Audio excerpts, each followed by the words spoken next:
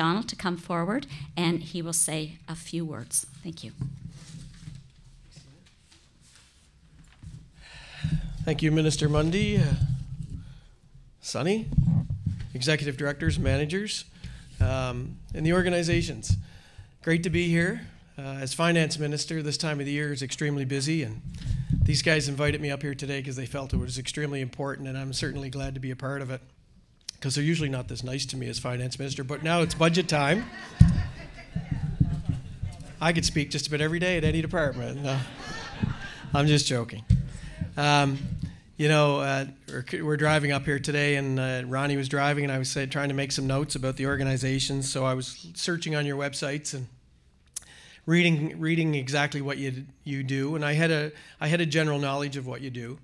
But most importantly, I think with our province and what we're doing now as far as the economy allows us right now to give back to some of these organizations that are extremely important in their communities. And I've had firsthand knowledge of seeing what Roxanne and her group do, the Adventure Group, and to us it's what makes PEI special.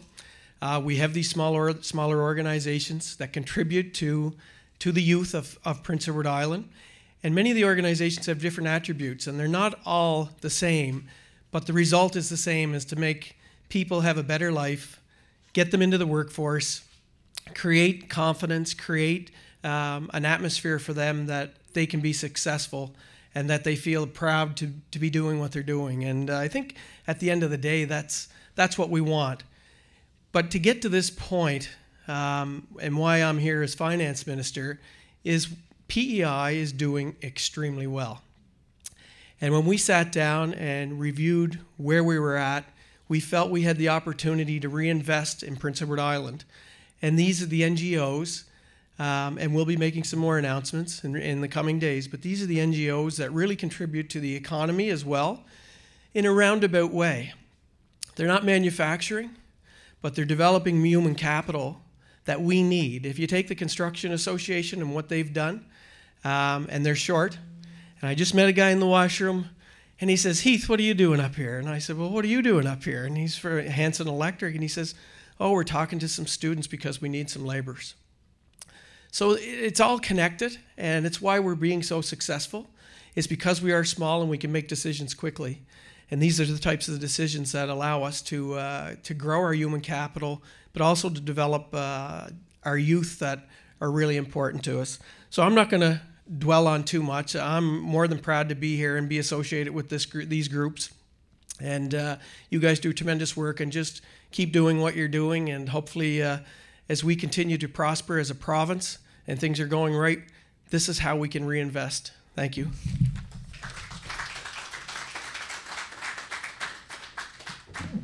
Thank you, Minister MacDonald, and I just want to acknowledge Mayor Martin, Mayor of Summerside, who has just made his way into the room. The City of Summerside is a true partner with the provincial government, and we value their voice at the table and the decisions that we make to better the lives of residents of Summerside as well as all across the island. And just to expand a little bit on what Minister MacDonald had said before I invite Minister Sonny Gallant up to the podium about the NGOs that are receiving funding. They are non-governmental organizations, but I like to view them more as true community partners, and they are partners with government. They come to government with suggestions, and government is listening because they know how to get the job done. They do it much better than we ever could, and for that I do indeed thank them. So I don't look at them as NGOs receiving funding from us. I look at them as true community partners that are doing a job that needs to be done, that are helping islanders from tip to tip. So again, thank you for that. So again, thank you, Minister MacDonald, and he is the friendliest minister of finance we have ever had. And he listens. He listens. I don't have to stomp my feet. I don't have to throw tantrums. He listens, and Heath, I value that, and thank you for that as well. Now I'd like to invite the Minister of Workforce and Advanced Learning, Minister Sonny Gallant, who we do a great deal of collaboration work, my department and Workforce and Advanced Learning. We work, I almost feel like we are one team, that we are one department, because there is an open door there, and our department doesn't do anything without consulting the Minister's Department of Workforce and Advanced Learning. So we have developed a really great partnership with them, and he's here to tell you a little bit about that. So here you go.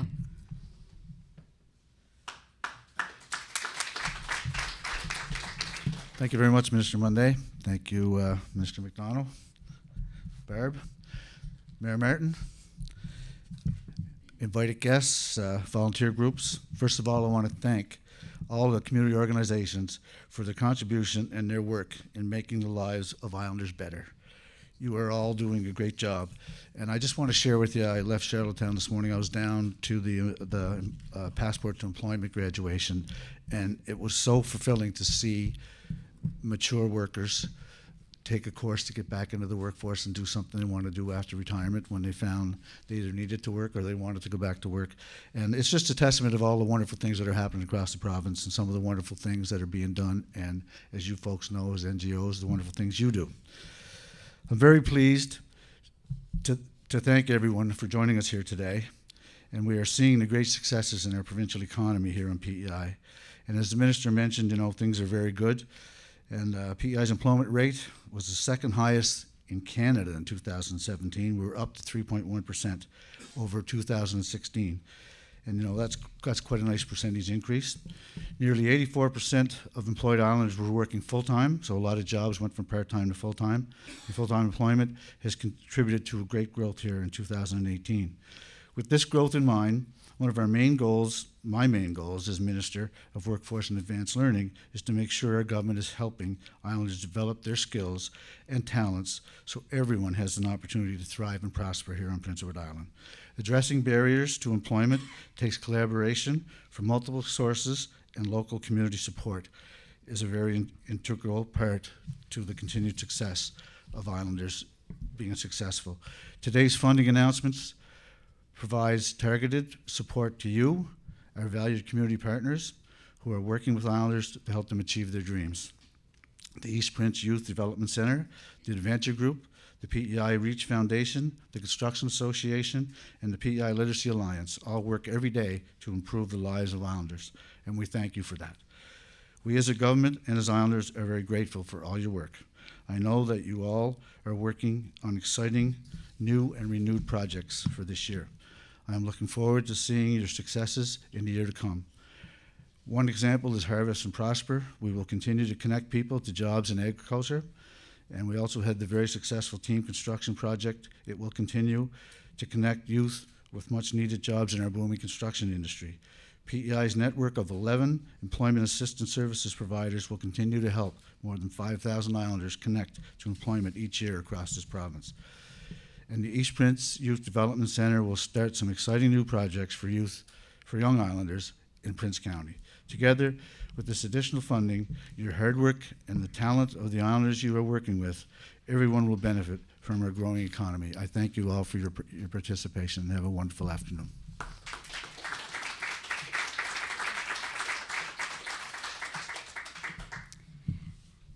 Thank you, Minister Gallant.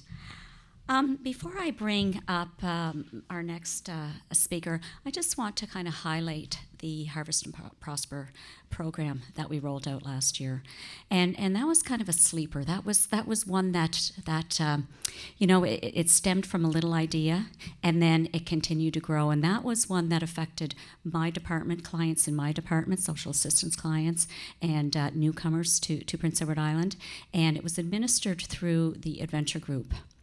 And I can't tell you the impact that had on those 40 individuals that participated in that project. We had such a collaborative effort, and I mean my department, Workforce Advanced Learning, the Harvest Prosper program, the Adventure Group, but staff really came alive. And I just wanted to mention that because that's something that Roxanne has mentioned to me as administering the program, is how staff embrace this. It was a new way of thinking about getting people out the door and to work. And we had staff knocking on people's door. We had staff there picking people up and driving them to work. We were working on overcoming barriers. And these were people that might never, ever have seen a bright light or thought they could do, but through the mentorship and through the just the intervention and the kindness and the of staff and the adventure group, they're now able to thrive. So again, that is a program that we are going to expand now. We're some of the funding is we're going to see it here now in East Prince, and we're going to see it move right across the island, because we saw what we put a program out, and when we partner with a community organization, how much of an impact that can make on people's lives.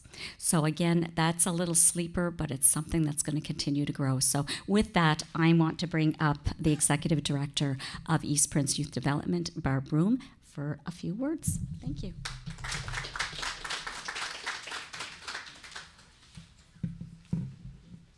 I have to lower this a little bit. Yeah.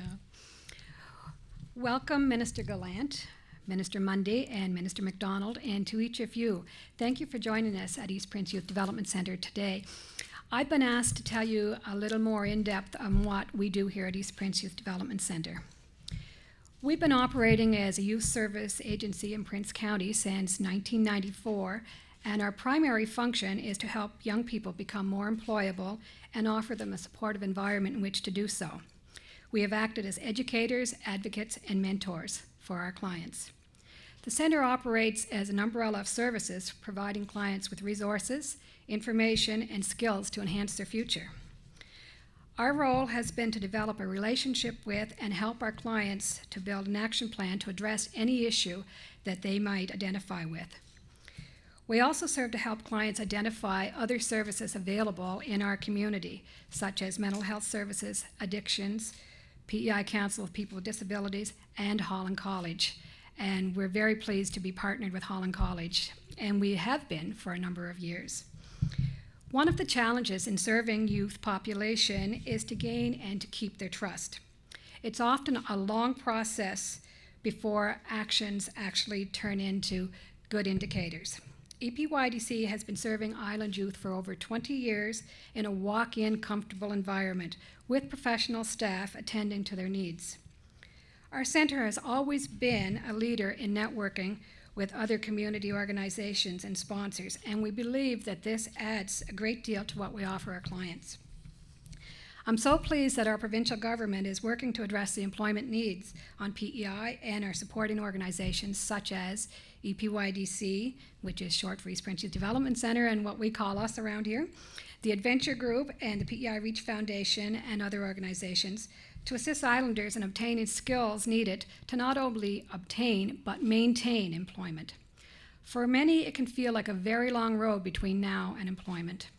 But with supports of organizations such as those mentioned, these programs will help make that road not quite so long.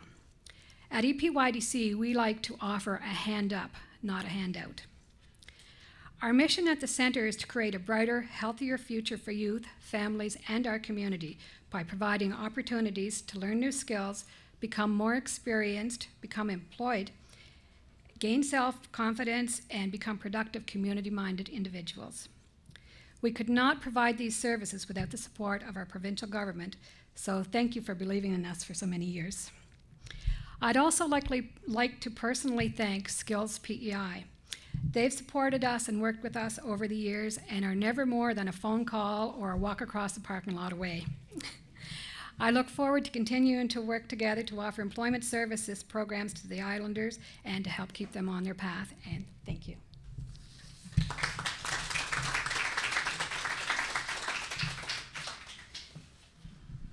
Thank you so much, Barb. Well, that concludes our event for today. In closing, again, I'd like to thank everyone here for your time. I want to thank all of those involved in the programs. I want to thank our NGO partners and for helping Islanders be all that they can be.